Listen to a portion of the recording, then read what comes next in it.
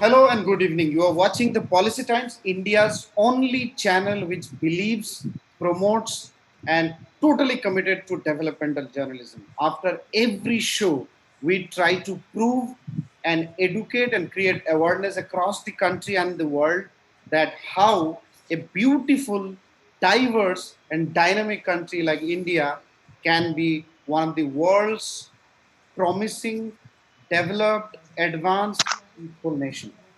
And this is a special show with P Combinator, US Impact, Passion Framework, Policy Times together have come up with this concept that MSMEs, which is the backbone of the country, entrepreneurship, MSMEs or startups are the backbone of the country or backbone of any country for that matter. India being an emerging and developing nation, entrepreneurship, startup, MSMEs will is playing or are playing tremendous role, very constructive, positive role, but can do more to uplift the country from here to a developed nation. It is not one big multinational company from India which can make India superpower or which can create mass employment or which can take the country to a different scale. But I think when India can have one of the robust, promising and beautiful startup ecosystem and MSMEs, when the MSMEs will flourish more in the country, I think India will have the global leadership in its hand. Today, 95% startups fail, and that's a fact, and that's also a trend across the world. I would be extremely happy when we change the parameter and we say that 90% of 95% startups are actually success story. The day we reach there, I think India will become the real leader of the world. And I think one thing that can make that possible if Indian startups or any startups across the world adapt innovation. Because innovation not only create jobs, but also actually ensures success. At the same time, it creates massive value in the organization. You come up with a product which is innovative, you can add a premium in the innovation that you bring in. So if you want premiumness in your business or in your product offering, I think innovation is the only key. Second thing, innovation also takes the society to a different level. Now, it is not so easy as we say that, because bringing innovation is a very complex and a very difficult work and process at a country level, at the same time at the individual level. I think Policy Times is extremely proud to be an innovation, like an innovator, because we are the only media in the country which is promoting developmental journalism. Now, with this, I want to welcome and request my co-partner of this show, Dr. Prakash Sharma, a dynamic personality from the country, dedicated his life to promote entrepreneurship, innovation, and ambassador of the global startup ecosystem. Dr. Sharma, if you can share a Yeah, few points on why have you started this movement, what do we expect from it? yeah. So I initiated Passion Framework. In fact, it's a 2-decade-old journey, and it was largely looking at the pain points where many of the college students would struggle to do projects because each academic institutes have a project as a compulsory aspect in the curriculum. And they would try to reach out to cities to get projects, and they would struggle to get projects. And at some point of time, they would end up doing this project in a collaborative way, or they would actually get paid projects. Now, that doesn't encourage innovation. So, from that particular perspective point of view, I try to actually ensure that students do their own projects and contribute to the actual creativity aspect so that they can get a job. So, entrepreneurship, employment, and research, these are the three focus areas of Passion Framework. And I'm happy to say that now we have 900 plus seniors who are contributing closely, working together on entrepreneurship initiatives. And we are slowly now expanding, and we have Mittal, Aditola, and many other who are actually joining from the other countries also, so that they are more and more exposed to this passion framework. And I welcome all of you for this particular show, the Policy Times, which is organized with us. And it would be great if you all can introduce uh, So I think ladies first, right? Thank you. I think yeah, we will start with. So maybe from Africa, Nigeria, we are joined by Adetola.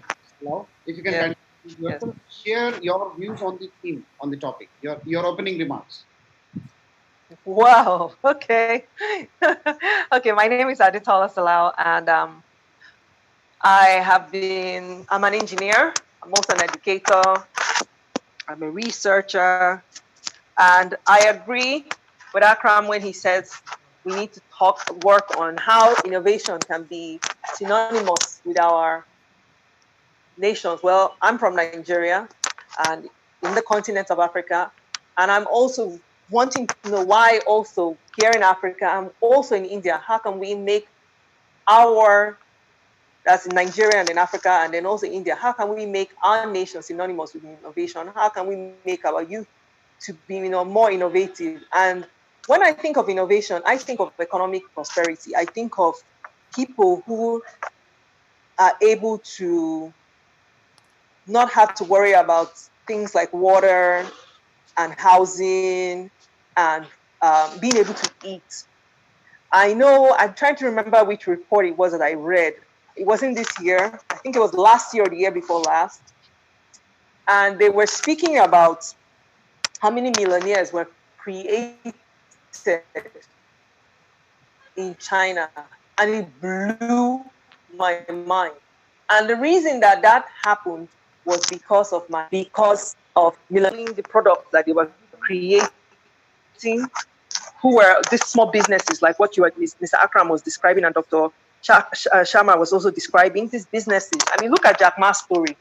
He became a billionaire because he was able to make the connection between these people who were creating this industrialists in his town there and his province there, and being able to connect them to the world globally. So that's the work that we have to do. And that's what I think for. Like I said, I'm an engineer. I'm also an educator. I am currently also been appointed since January to work with the largest state and the most prosperous state here in Nigeria, Lagos State, to work on reframing education around what we're discussing, STEM education, making sure that we infuse STEM skills that will make our students creative, to start solving problems here in Lagos State. And our hope is that once we're able to demonstrate this here in Lagos State, other states will follow suit and do what we're trying to do. So that's part of the work that needs to be done. And yes, that was why when Dr. Sharma, because I know how hard it is to get that doctorate. I'm working on mine, so I know. When Dr. Sharma shared with me the passion framework, and he asked me to start reviewing it and start looking at it, and we started chatting back and forth. I said, I see a lot of potential in this. I see things that we need to work with our youth here. And I said, you know what? I want to hear more about this. I want to learn more about it. He said, okay, we're having different webinars. Come in, listen, participate, and let's talk. And that's why I'm here too. Thank you, Adetola. Very nice views. Actually, like you, I'm also confused to call Mr. Sharma, Dr. Sharma, Mr. Prakash, Dr. Prakash. I prefer the best one, that is Sharmaji. So wherever now I address him, I address Sharmaji. What is the name? I think if you can learn that, I think then there is no debate. Yeah, correct. All Mr. Doctor will come together with Sharmaji. So Yeah. now I invite Mital Kaul to kindly introduce, and then your opening remarks on the. Good evening, gentlemen, and the lovely lady. Thank you for inviting me over to this webinar. It's a wonderful initiative that helps bridge gaps and accelerate growth. That is what excites me the most. Special thanks to Dr. Sharma for introducing me to this forum, rewarding forum, I must mention. My name is Mital Kaul. I've been a consumer-obsessed revenue catalyst. I have helped companies till now exceed their growth objectives. I have done product life cycle management, and I understand the challenge that any innovator faces in making his product profitable and taking it to the masses who value the product, and hence profitably turn around the business to improve lives of people. That is what is innovation to me, something which did not exist till now and which will improve lives of people, really help bridge the needs that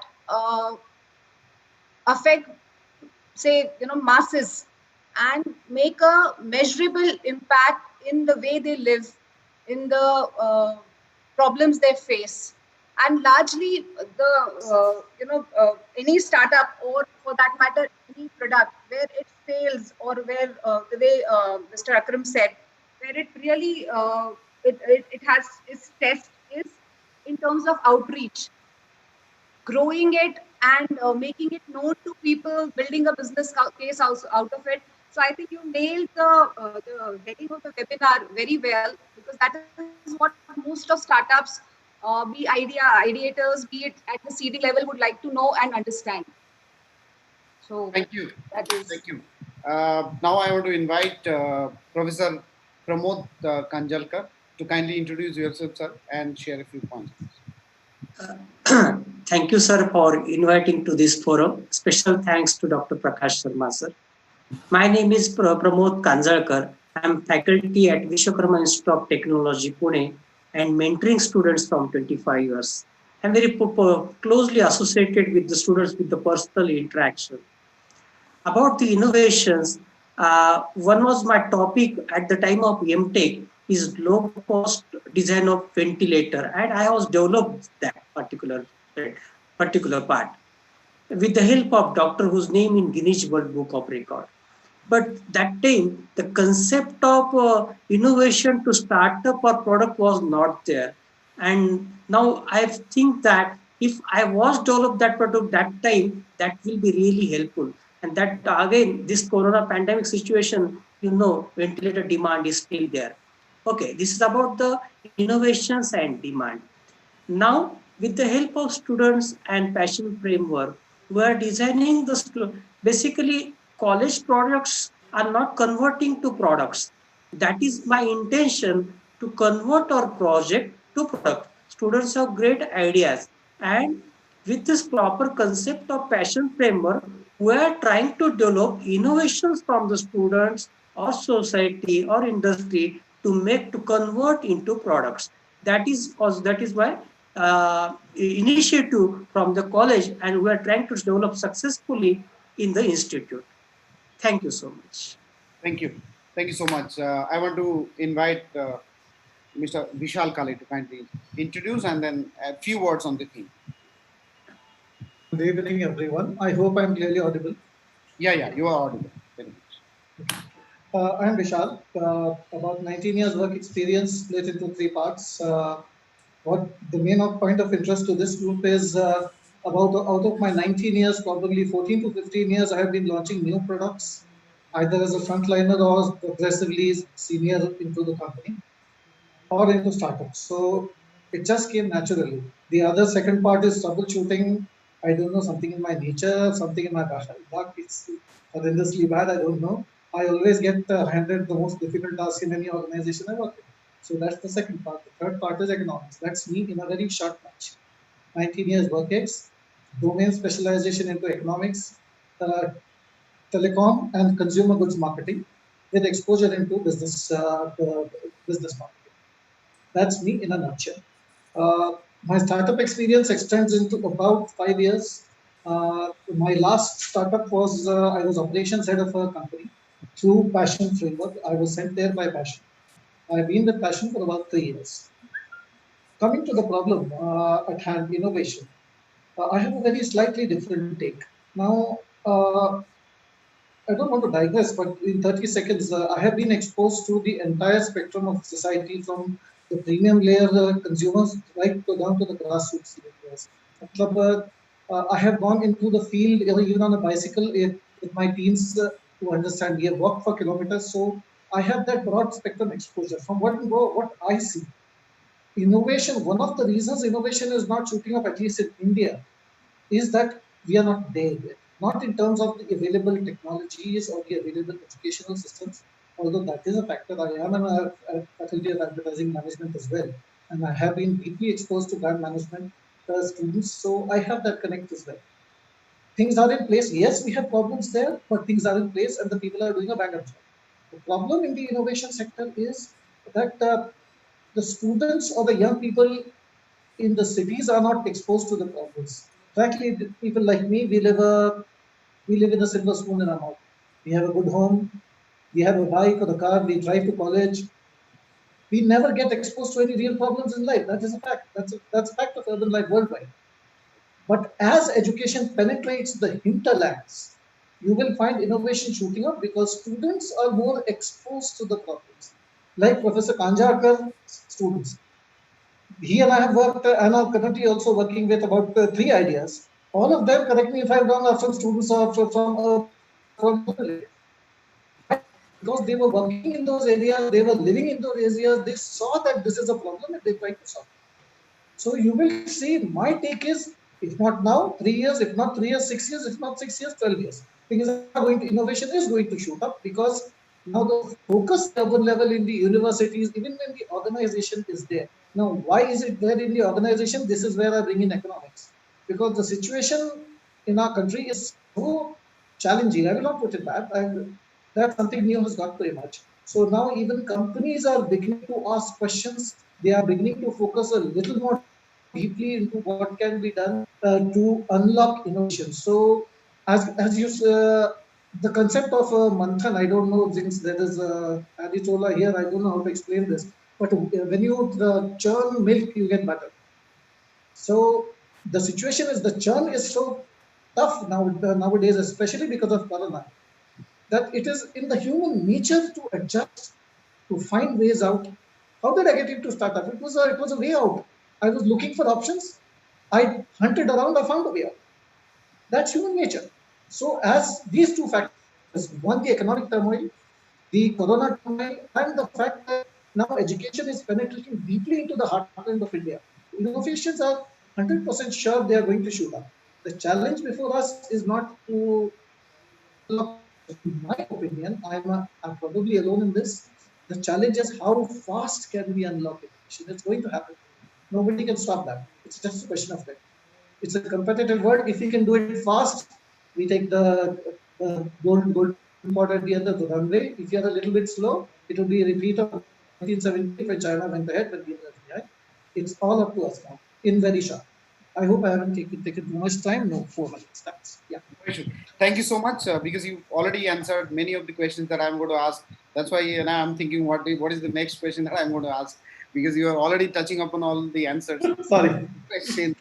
Okay, the first question, a very common question that I have in mind, and I think we should have answered. My request would be kindly speak in bullet points so that people watching, they may not like long sentences, and then they will get lost in the sentence itself. But I want through the discussion they get that real bullet point. Number one, and very basic question: why some countries are better innovators or better in innovation, but others are not? Similarly, why some companies are better innovators, but some are not? Because everyone wants to bring innovations, but not everyone can do that. But what is that different thing that one country or one company does, so that makes it an innovator, or that helps it to bring innovation? What are the policy, non-policy things that foster innovation? So a country, if it is an innovating country, what kind of encouraging policy the country brings which helps them to be innovator? I think that's it. So this is the question. So starting with Adelota, you raised your hand, but then I think your audio is not there. Unstable internet connection. I'll come to Mithal Call. Kindly share your view on. I will try to give this perspective from an Indonesian angle. For any country to prosper in terms of innovation, one of the key entry point or facilitator is the policies. How easy is it for any new idea to bloom into a full-fledged enterprise? And that is where your licensing, bringing an idea or formation of the company and the bureaucracy involved makes a pitch. In Indonesia, largely, while government has been trying very hard to make it very friendly for new companies to launch themselves, be it local or be it foreign investments. Uh, because of the time-taking bureaucracy and the capital amount invested as the first-time investment, that ask is quite huge, and hence the companies find it, maybe small companies find it prohibitive to start and launch themselves. The second point largely is in terms of giving attractive tax or say incentives for the companies to grow for first few years, because any startup, it requires few years to bloom into its full-fledged potential, and how supportive or how less interfering are the other aspects from the government side, they do dwell in. Third point, and the very critical point, is in terms of human resources and the natural resources which are available in a particular country. So considering Indonesia, while they are very entrepreneurial in nature, but whenever it comes to technology talent, the country goes out of its purview to look for technology talent, largely again boiling it down to the education sector, which has not been very developed, or it is the curriculum has not been very contemporary. The language of medium over here is Bahasa Indonesia, which kind of alienates it from the rest of the world. So these are three, four parameters which I feel have halted or which have slowed down the startup boom in Indonesia. While yes, there are corrections being made. There is a omnibus bill which is under consideration, and once it is launched, there may be things. But these are the 4 points which I feel Thank from you. a Thank country you. perspective. Right. Adaluta, if you're there, if you can come, I think I can see you. Professor Pramod Kanjalkar, sir, your opinion on this? Yes, sir. Actually, I am associated very closely with the students, and I observe that students have very great ideas. Only one thing is required to the students to motivate the students. And once you motivate, students will definitely get the chance to do it. And like some teachers, society or startup ecosystem, they should come together that whether that student product is doing properly or not. And it is, I have observed even the student in the village, he is able to develop the project properly. So only motivation of the students is, I think, is very important parameter, that to be associated with the institute and through the industries. And another thing is that students projects need to address very carefully by the institute as well as by the industry. That in this particular case, that Prakash sir has invited my students to demonstrate their projects at the COUP Start Fest. That this platform which we have provided to students, and after that we observed students after the exhibition, students have started their project development very fastly, and they have developed that particular part. So only in my way, motivation is important, and after that a small amount of funding is sufficient to build the project, and then we can continue the further part. That is from my side. Thank you. Yeah, Pramod, if you can also talk about your various innovations which you are doing, that would be good. Yeah, sure, sir. Recently, in this pandemic situation, we won the first prize of MHRD AICT in hackathon. It is cash prize of 50,000, and almost from all parts of the country's projects are invited. And that project was selected especially for the COVID-19 pandemic, and we have developed the SAM robot, we called as semi-autonomous robot for mass sanitization. At the same time, AICT has granted the grants up to 50 lakhs for this project that is in process.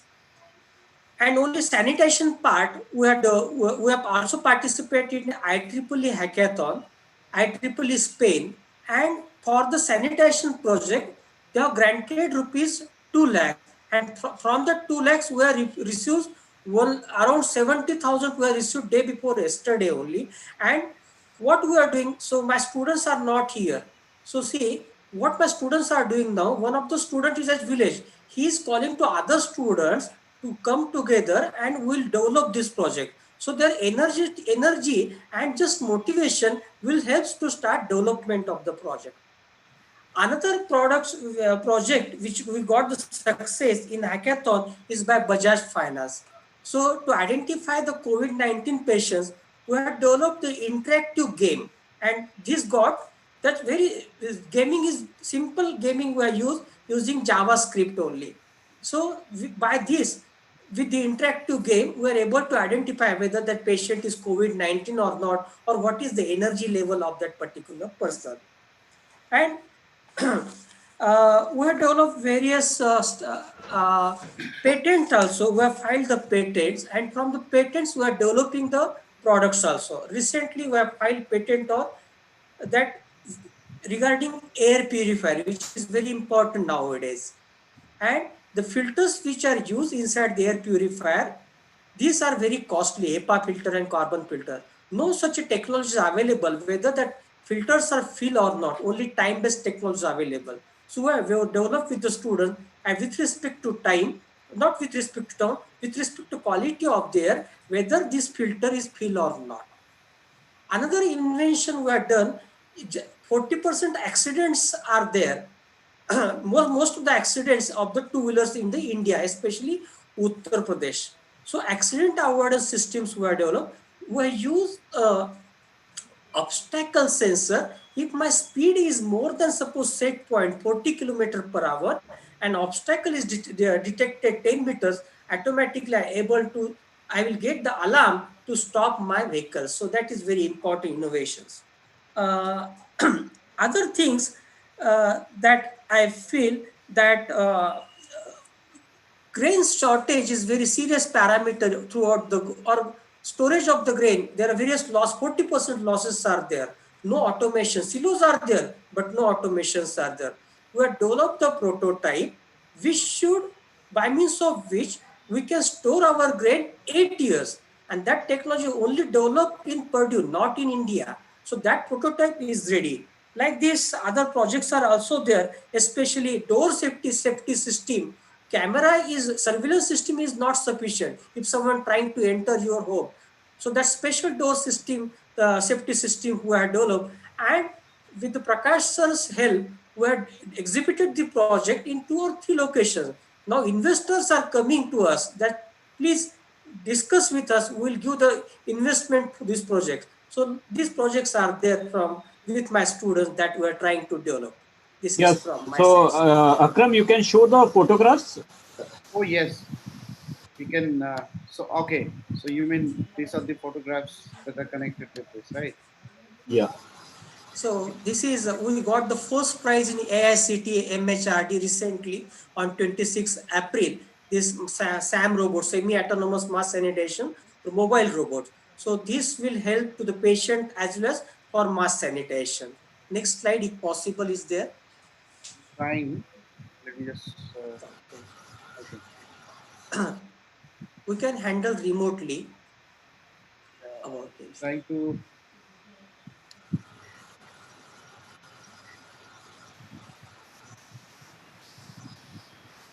You mean this, right? Yeah. This is interactive gaming. So just we are playing the game that points are pointed continuously.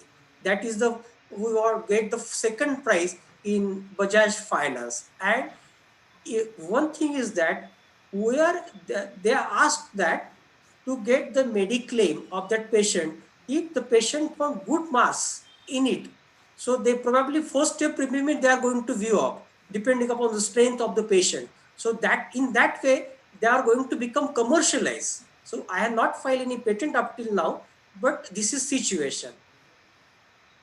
And this is regarding automatic grain storage system, and we have developed this prototype. It is in working condition.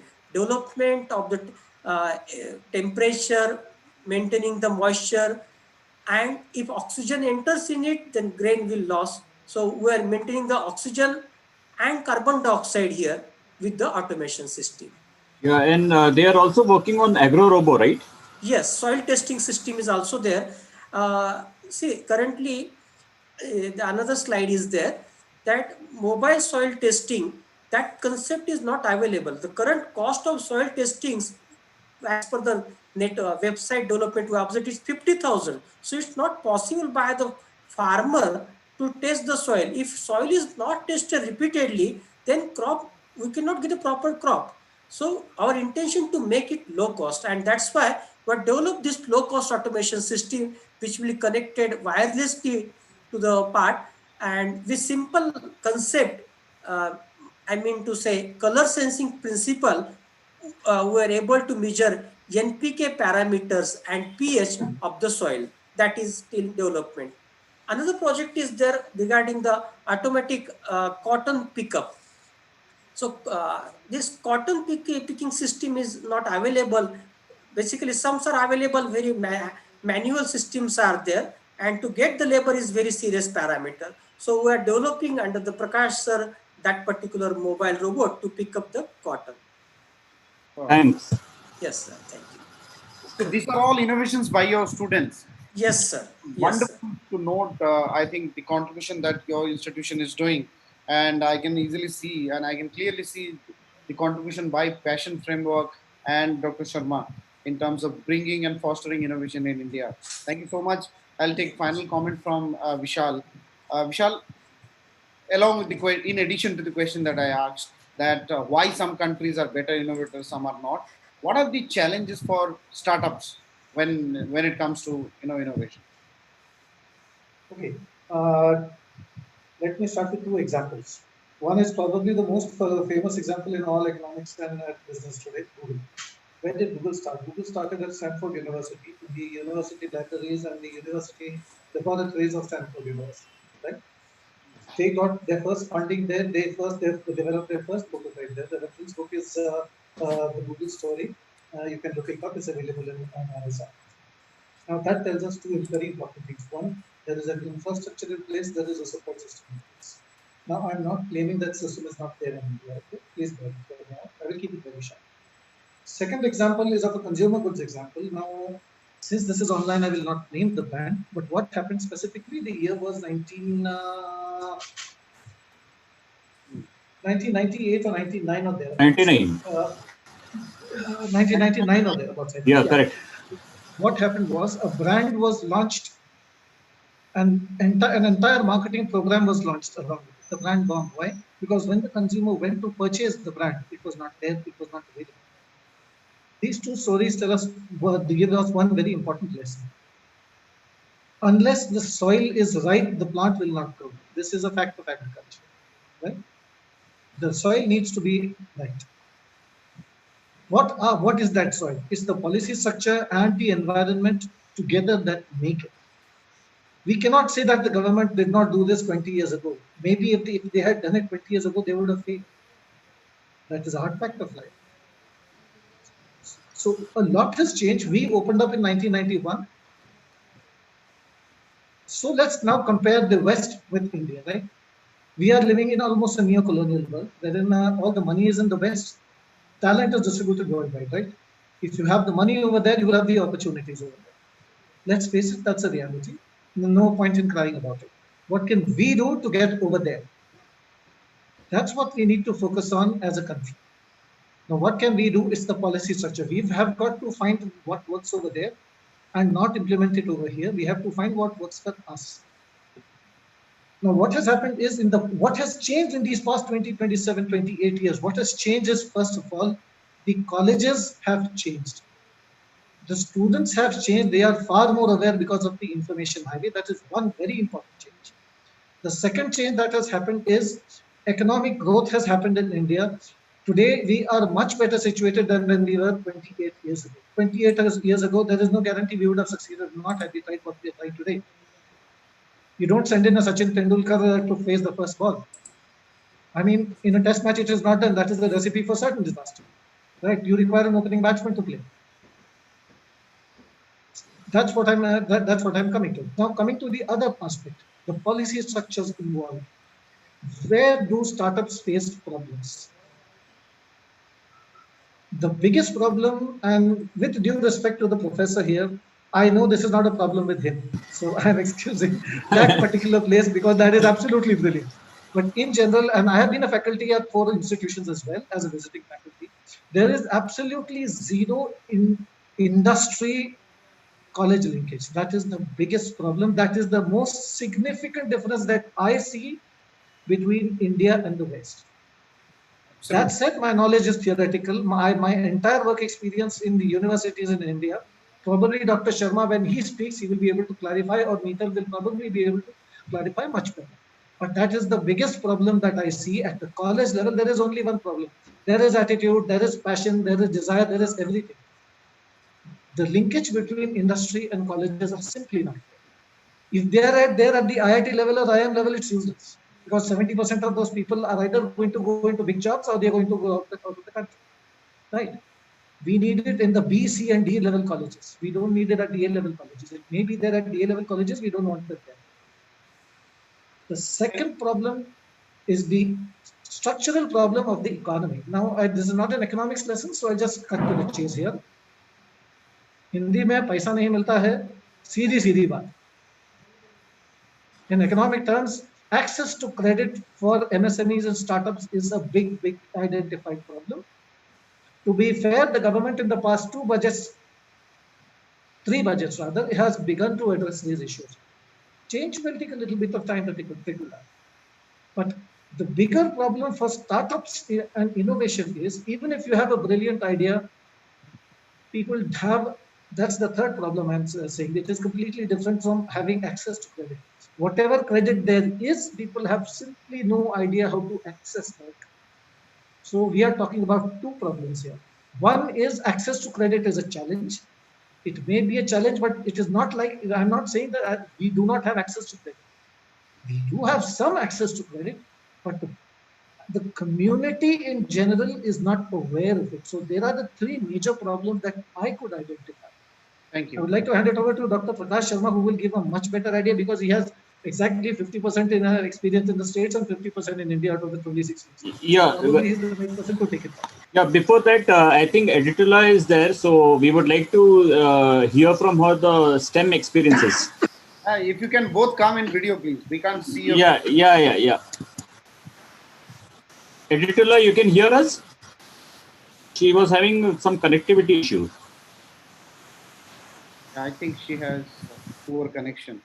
Dr. Sharma, if you can also... Yeah. So I will just tell you, like, I jotted on, as you mentioned, bullet points. So we are talking about three policy interventions which are needed. One is the corporate academic innovation policies, which need to be initiated within colleges. And I think for that, you don't need actually a government approval. And government also actually has now recognized this interventions, and they are giving weightage is for their NAC credit score for A grade. If you want, you definitely need to have innovation as one of the element within the curriculum, annual curriculum. And then academic entrepreneurship policies need to be revisited. For some strange reasons in India, and I'm sure in many other countries, we don't want the professor to become an entrepreneur. Now, the problem with this is that the professor will collaborate with the students and they will work on a particular project. What Passion Framework has been trying to do, and it's a 2-decade struggle, okay? It's not a struggle for today. And the pain points have remained wide open. Most of the time, the college trustees in the past, they were very reluctant to have academicians be part of a venture as a co-founder. And now, slowly, it is getting opened up. IIT, the premium institutes, definitely they have academicians also as co-founders in startups. So what we are trying to do is, through T Combinator, we take a certain equity in startups, and we also want the college to take a particular equity. So it could be maybe 2.5% equity, or 5% equity of T Combinator and 5% to the college. And we are mandatorily insisting that the academicians also get 1% equity. So, yes. Were you asking me a question? Sorry. I think Akram, we will have her answers. Let's have our reviews. Editula, how do you see innovation fostering in Africa? And how do I see? Right. Sorry, how do I see what? How do you see innovations fostering in Africa now, these days? How do I see us fostering innovation in Africa? how I see us fostering innovation in Africa is, first of all, we have to start from the foundation, which is education. I know one of our other speakers was also agreeing with me on that. I think it was a professor. He was agreeing that we have to start with education. Another area is entrepreneurship. I think Mita was talking about that too. We have to talk about how we're going to boost entrepreneurship, how we're going to boost the capacity of people, especially our young people, being able to carry out projects, carry out in initiatives for businesses. And I think the third thing is to create a climate. Sorry, I'm in the office, so it's really noisy and everything. To create a climate of innovation, to create that atmosphere where we allow people to make mistakes, which is failures, and then also when they create change, to also bring them up too, by giving them the incentive to be able to scale up. So yeah. Thank you. I think I have a very important question, and during the discussion, it came to my mind. COVID crisis is not a simple crisis. It's a massive crisis. The world will be divided into two eras. The history will be divided into two eras, pre-COVID and post-COVID. After COVID, yes.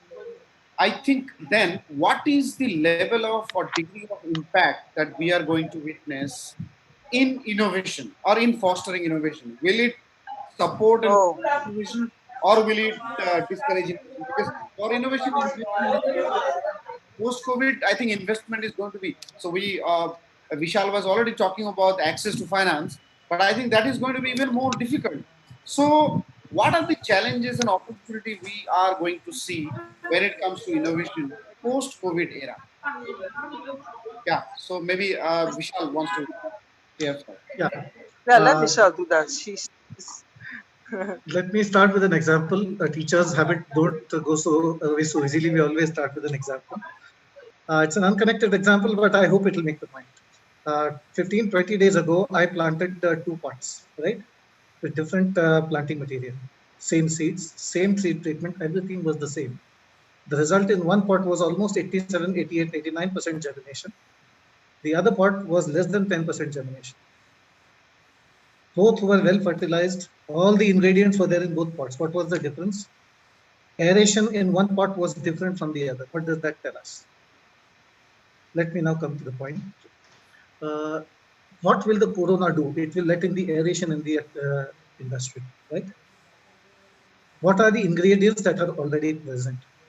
27 years of economic development has created a reasonably, well, I won't say a fluid, but we are far better off than we were in 1991, right? So the bedrock, the bed soil, the soil is ready. It's fertilized with education. Because frankly, we are in a much better situation than we were in, again, 1991, even in education. There has been an all-round improvement on just about every parameter, right? The aeration that has been let into corona, what is that? The third ingredient that is present is the economy. I'm sorry, I'm going to have to go to the economy to answer this question. Let's look at, oh God, it will go too long. Okay, I'll just pick one example from this, the NPA problem, right? Around 45 to 55% of our accounts are stressed corporate accounts, right? Where will the banks lend to? They cannot, right? Even the corporates are going to find it very difficult to pick up debt from the banks in this scenario, and the banks will be very, very cagey about lending. That's the scenario that's facing us. Okay, there is a problem on the NBFC side as well, but the point I want to make is the environment is right. What will corona do? It has knocked the bottom out of the market. We were standing on a floor, the floor has been knocked out from under us. That's what has happened. So what will that will do is, see, it's a basic human instinct, it's basic psychology that a human will always struggle to survive. You really don't need to do anything in this scenario. Just give the opportunities, just create the right structure, and just create the aeration, the freedom to think, the opportunity, the freedom to experiment. Give the people the confidence, okay, the situation is bad, but now the soil has been aerated, things can improve. We can go two ways. We can either forget it and go back down the lane, as many other countries have done. After crisis, countries have gone down. But then there are countries, as Friedrich Hayek proves in his research, that it is from the depths of despair that countries have risen.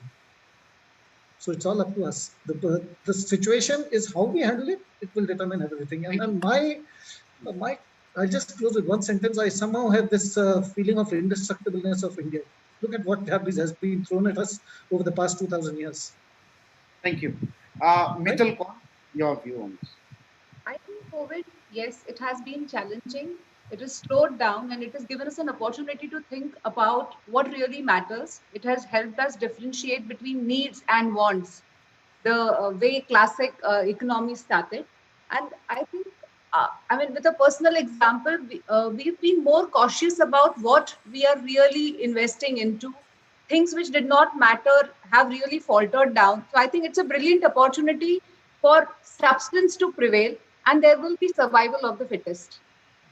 So I think, yes, COVID gave us a shock. The only thing which I feel we all need to worry about or be cautious and be well prepared is the upcoming generation and the people around us because jaan hai to jahan hai, the way we say. So the mental, setup or the confidence, the way Vishal said, the positivity should not break because if that is gone, the confidence is broken, then there is not much which is left.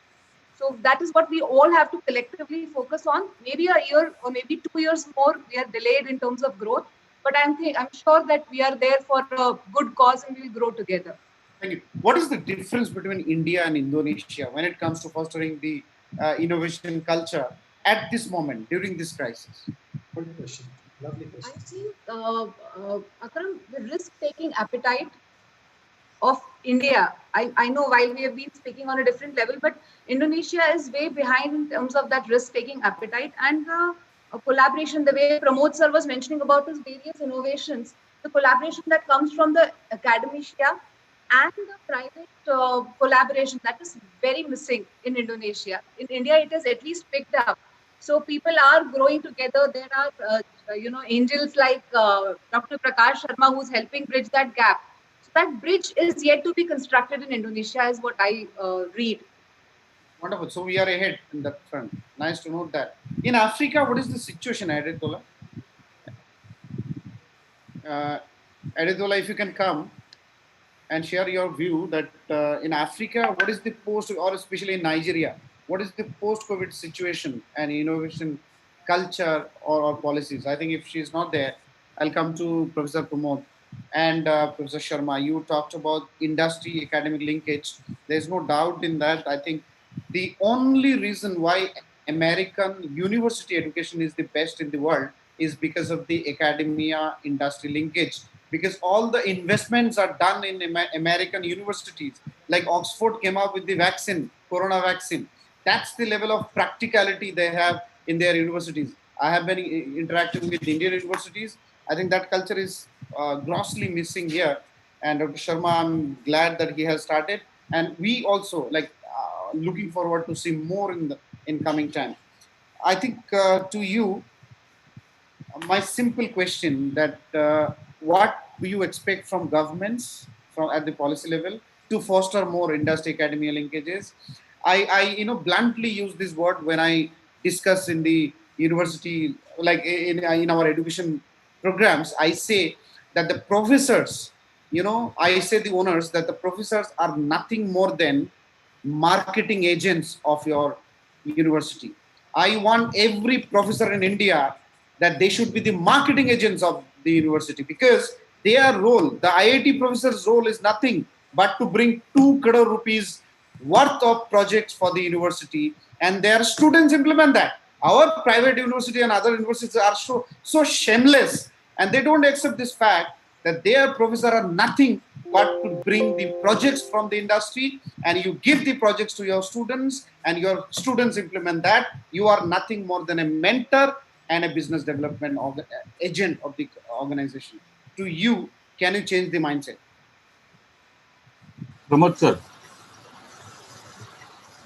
Okay. See, institute marketing, it should be from the innovations of the faculty and student is expected, and from the Vishwakarma Institute of Technology, we are trying to develop it, especially to motivate the projects. Our institutes has changed as an autonomous institute. We are changing syllabus curriculum as per the requirement. Probably I will say in the every year we are changing the syllabus. So for the ideas of project motivation, from every semester we have a project from first semester of the first year, and semester long internship and semester long project was also there. Okay, so this will help the students to do the projects. Now, another thing is that you are in what way we can develop the innovation. So only the motivation is part, and uh, project to part up to start up, and for that a new development we are doing that with the passion. We are trying to formulate the passion society for promotion of innovation and startup ecosystem. So this will help to boost the project, and we want to implement this model throughout the country, that with the help of Prakash sir. Even though in the pandemic situation, what my another observation, my each and every students are familiar with the various simulation software. And very important thing is that with the simulation software, they are able to get the proper experimentation is one part. And another opportunity, once students have developed the automatic soap dispenser. So in Corona situation crisis also, students are bringing the opportunities. That is my intention. So we can develop this particular ecosystem with students and college.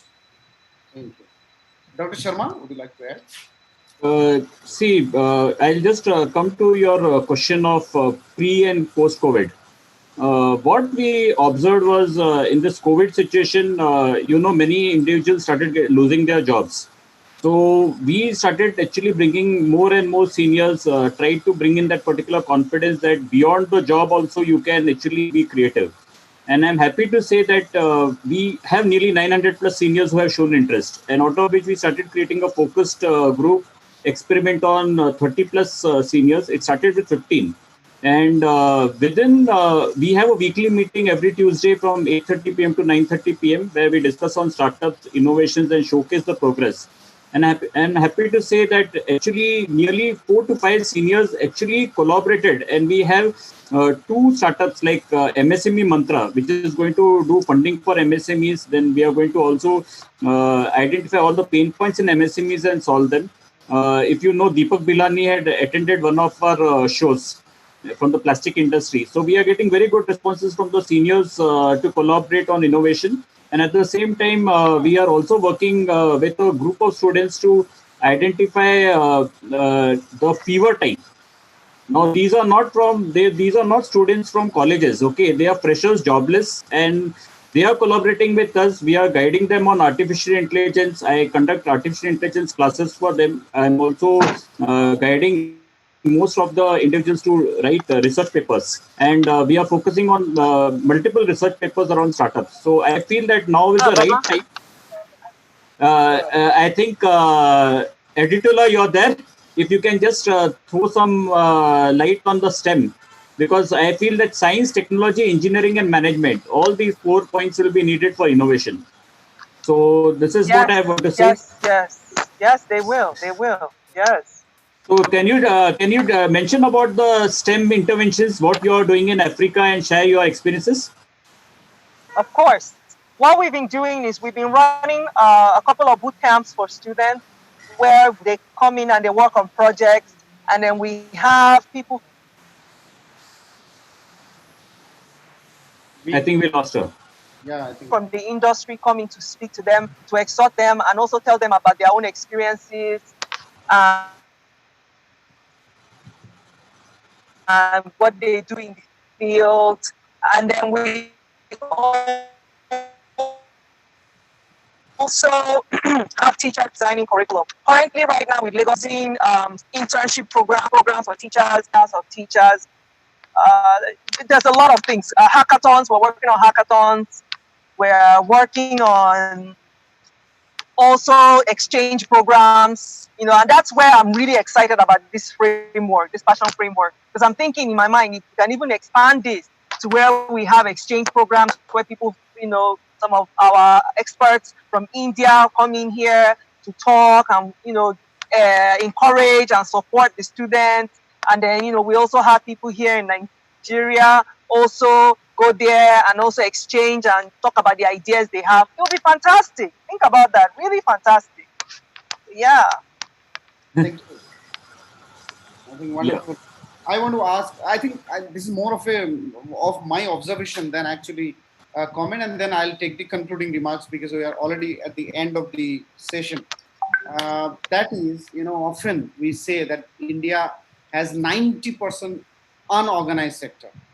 I mean, in India, 90% of the employment is in the unorganized sector. Unorganized sector means a lot of money in terms of tax collection and all is not game, and the formal employment is not there. My only thing is that in the morning, I suggested, in the afternoon, in fact, that let us make the new education policy is launched recently, and this will become an act soon.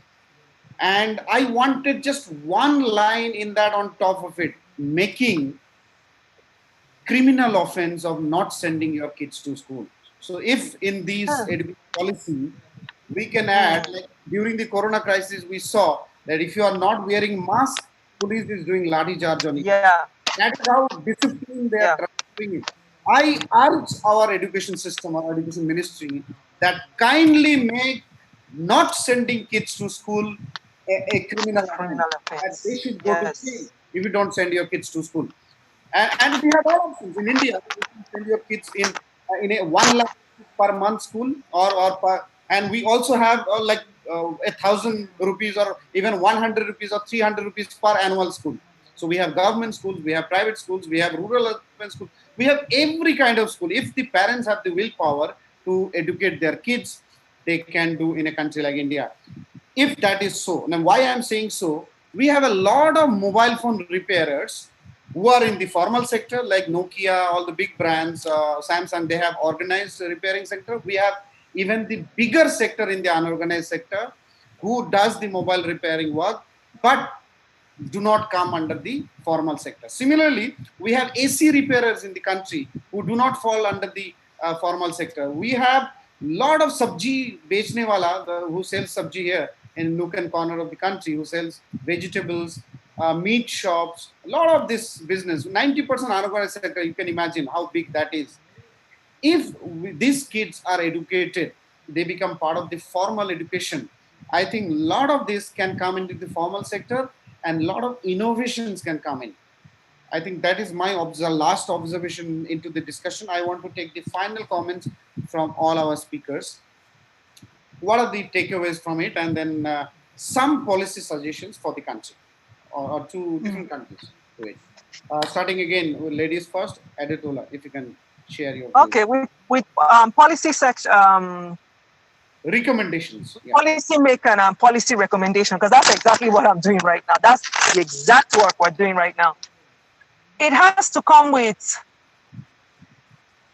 getting the people who make the policies, people who are in the government themselves, to realize that there is this gap, like what you're describing, and to follow up in the schools, like you said, making it a criminal offense that the children are not in school, and then making sure that the curriculum that is there in the school is relevant for what the students need so that they can be able to use it when they go out in the real world. Then also making sure that the public buys into it, supports it and buys into it. And I like what the analogy you brought, and also you making sure that we're talking about, you know, what happened before COVID and after. We're just talking about that right now. When I was going in and out here at the office, we were talking about the fact that this is the moment where more than ever we need to really grab the public and say, this is what we've been saying all along. How important it is that we make this education relevant, we start solving problems, we start being able to look for within us how to do things. You know, we keep hearing on BBC, CNN, all of them about this vaccine. Like you said, your population is huge. Our population here is huge. We have all these universities, we have all these students. they should be able to start looking at all these trees and the plants and start extracting and saying, okay, let me run tests, let me run simulations and see which of these chemicals can be able to kill, well, let me not use that word kill, can defeat, there you go, can defeat this virus. But unfortunately, like I was saying earlier, that environment was not created. It's not a conducive one. So that's where the policymakers, government will now say, okay, let's try and make the environment conducive. Then next, like I said, the public, and then you also mentioned small businesses. Let's encourage the small businesses. There's a whole cascade of things that have to start being put in place together. But yes, government does have a big role. And I know Mittal has mentioned that too, that government is the one that has to also come along too. So yeah. Thank you. Mittal Kaul, your view on this. I think largely we covered upon various topics. One of the points which I feel, which really will make a difference in long run is bringing in that change in the curriculum. So, my kids have learned in India, and they're also studying in Indonesia and in international schools. And the sheer change in the way they look at any object. So my daughter, the other day, she came to me and she asked me, Mama, this is the spoon. Tell me 15 different ways in which you can use a spoon. And I was falling short of ideas in how useful can I make a spoon. So that design thinking, the problem solving mindset, that will come if we know more our Rattu Totas and we try to, give that experiential look out and try to, relate everything that we learned into the real things in life that matter. That is one major, change. If that happens in India, nothing can stop us. Excellent. I think Professor Pramod, your view. Yes, sir. Policy suggestion. Regarding policy suggestion, first, faculty should listen to the students carefully and guide them properly. This is one part. Second, recommend to the institute to motivate the students to participate in various project competitions and hackathon. And regarding investment, two parts are there. At least government or some corporate industry should give some money to the institute to do the project prototype. And to monitor these particular projects, entrepreneur club should be very active, so that student can that particular committee will guide the students regularly. The small funds to the students is very important. There are various CSR fundings are available. One of the recommendation is that CSR funds to make available to the college students to complete the projects and monitor it. Other takeaway that students, industry and academics should come together under monitoring committee with some startup, with some partial equity percentage to develop the project. These are from my side. These are some policy recommendations. Thank you, sir. Thank you. Vishal, your final comment and some recommendations. You have to unmute. Yeah. Okay. In two parts, education and industry. In education, starting from the top, the MBA course. I really don't know what to do with it. It's not delivering what it's supposed to. I just do not know. I'm an MBA myself from a good place, and I just do not know what to do with that course. Take a hard look at it, do whatever you want. I don't know what to do with it. It's for the professors to answer this. I really don't. Going downwards, updation of the course is necessary, but the bigger problem, I don't know if the professors will agree, but this has been my experience in faculty as a faculty. English language books aren't perfect. You need really good material in the vernacular. That is why I would like to appreciate the new education policy and a bang-up job by the government to deliver that. That was a much-needed change. It will take a little bit of time to percolate. That's fair. That's fair. That change has happened. We need to accelerate it. Then you will see the hinterland begin to pick up really big. Because we all know there is incredible talent in rural India, just needs to be tapped into. Those are my 2 points for the education. Professor Kanjarkar has said the rest very admirably. Moving on to industry, very short in numbers. This is the Indian economy. 18 to 20% is the corporate sector's contribution. 45, anywhere between 37 to 55% is the organized sector's contribution. The MSME contribution would be another 10 to 20%. About 58 to 68% is the contribution of the unorganized and the small sector of the economy. Point one. Point two, German Mittelstand. It may not be applicable in India, but there are examples of functioning economies with large small sectors. Focus on that. That is from where quick employment can be generated. See, a juggernaut to start moving requires momentum. It requires requires power inputs. A lot of things are going to getting a big organization moving. A small organization can move rapidly, and the need of the time is now currently rapid employment improvement because the situation is bad. The third aspect, again, I opened my conclusion that I don't know what to do, and closing I with I don't know what to do. Colleges are open to industry linkages. I do not know how to encourage the industry to start cooperating with colleges. That's the last fact that needs to fall into place. I have no idea how we can do this. I have given it a lot of thought, but I simply do not know. I start with do not know and I end with do not know. Thank you. That's from my side. I think I have an answer to that. I'll come with that.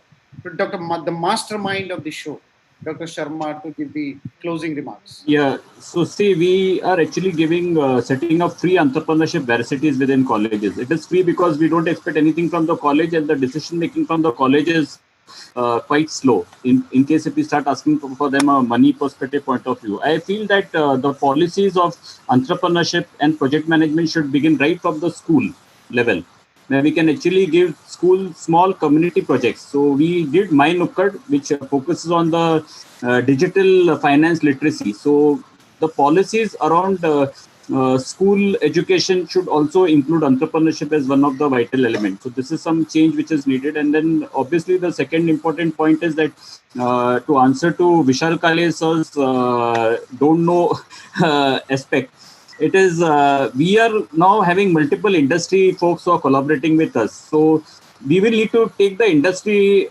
with a forceful intervention within colleges. And that will come only through sponsorship. So that is what we are trying to bring in a sponsorship kind of an approach. So I think Akram, you will need to now share your view. And then we have shared a lot of views. I think I will thank you so much, Dr. Sharma, for actually helping me, being my partner to organize this series of discussions, such intellectual, highly rich. I think not even 10% Indians qualified to even watch the shows that we are doing. That is our failure. The moment, the day 90% Indians watch our show and understand the deep things that we are discussing here, that is the day India will change. And that is how India has to also change its or transform its education sector. There's no doubt innovation is a backbone of a progressive society, and India will have to adopt innovation. And I think Vishal said a very nice thing. We are a 2,000-year-old civilization. Why India will survive more? Because it's a massive populated country, like 1.35 billion population will survive. The second is we are a struggling society. You know, we know government is the biggest stumbling block in progress and development, but you know, we will survive. We will survive because we are struggling people. So I need food, I have to start Policy Times, I have to run it. Someone needs a job, he is not getting job, so he will do something. And we are such a country, you bring a 1 lakh rupees phone, it will sell. You bring a 1,000 rupees telephone, it will sell. It's a country because massive population, it will survive. Whether we bring innovation or we don't bring the innovation, we borrow innovation, we copy paste everything. India is such a country, this civilization will never die. Only unfortunate and a little stressing point on educated people like us would be, when will we become a real superpower of the world? Some people have already started believing we are a superpower. We have everything, or we don't care what the world is, but we are superpower of the world. Okay, this kind of thinking and all, I don't know what exact word I will use, but yes, we need a lot to improve in ourselves. I think we need to be a better human being first. We need to clean our houses. And I don't want to give too much of examples. What I mean to say is that the last point, in fact, a lot of points I want to say, but we are already out of time, is that kindly make not sending your kids to school a criminal offense in your coming education policy, world education policy. And we need to also bring a lot of investments into innovation.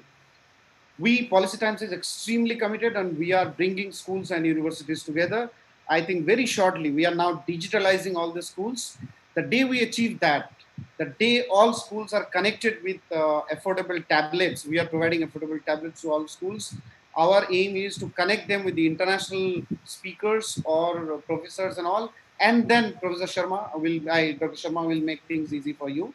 Yeah. Provide all the technological knowledge, skill development, entrepreneurship training that you want to give. Thank you, viewers. If you like our discussions, do subscribe our channel, and we will bring you the best of the speakers from the country, from the world, so that not only it entertains you, but also gives you the real knowledge of making India a great nation. Policy Times has only one motto: to make India a real prosperous and developed nation. Thank you. Keep watching the Policy Times.